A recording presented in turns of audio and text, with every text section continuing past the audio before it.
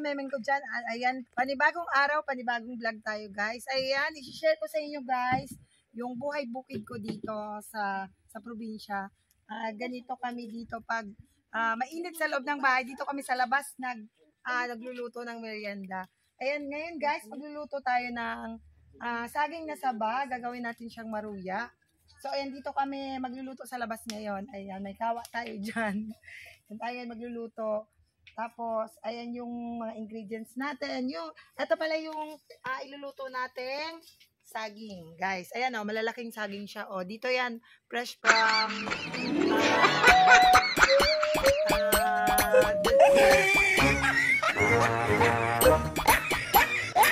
fresh from the puno ng saging. Yun, guys. Ang lalaki, di ba?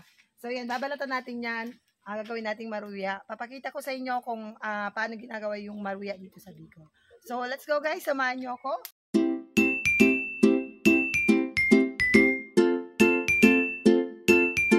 Yan guys, ito yung gagawin nating maruya. Babalatan natin yung saging. Tapos, ito yung nagbati tayo ng harina. Yan, Tita Karen, yung harina mo po, Tita Karen, yan po yung gagawin namin ngayong maruya. At ito yung natin, mantika, guys. Yan, gagamit tayo ngayon, guys, ng dahon ng kakao. Dito natin ihuhulma yung saging. Papakita ko mamaya.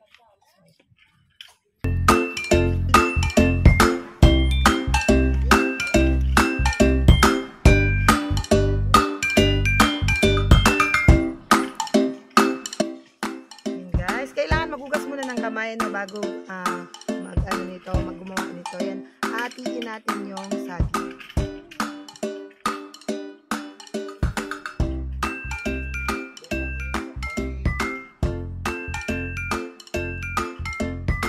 Ano siya guys, talagang yan, hinog sa puno siya. Kaya sigurado matamis.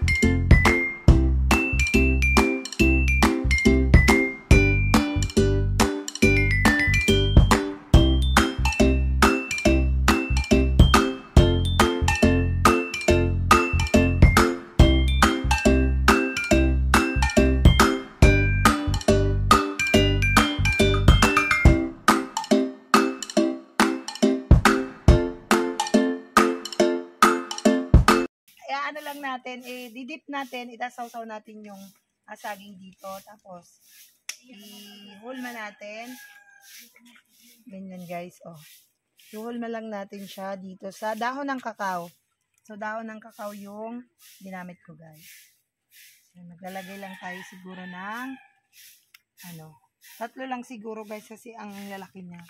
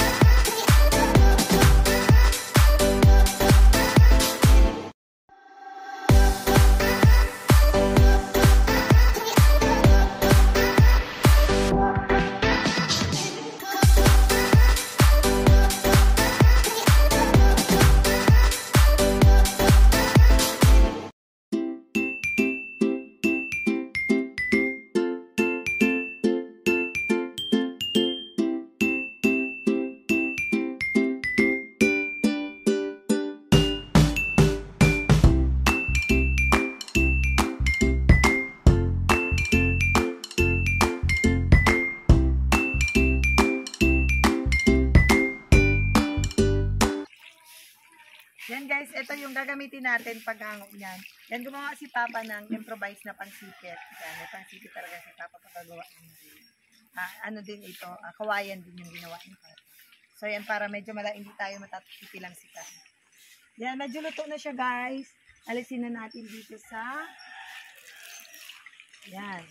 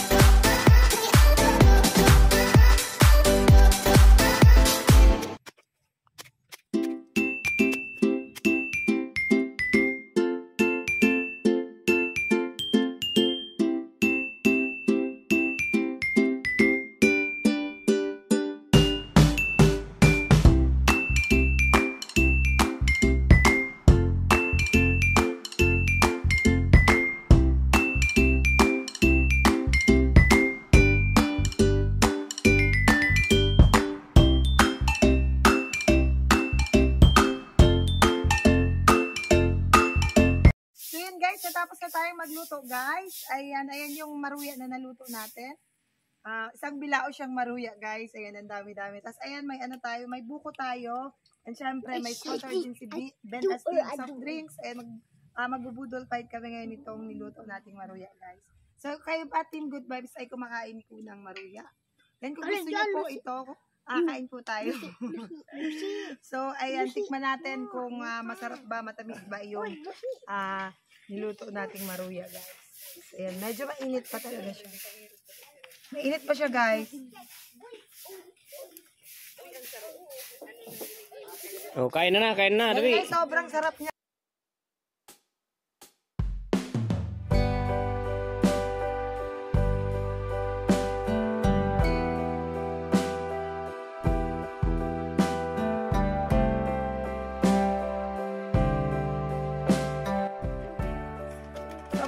Natin tong itong buko.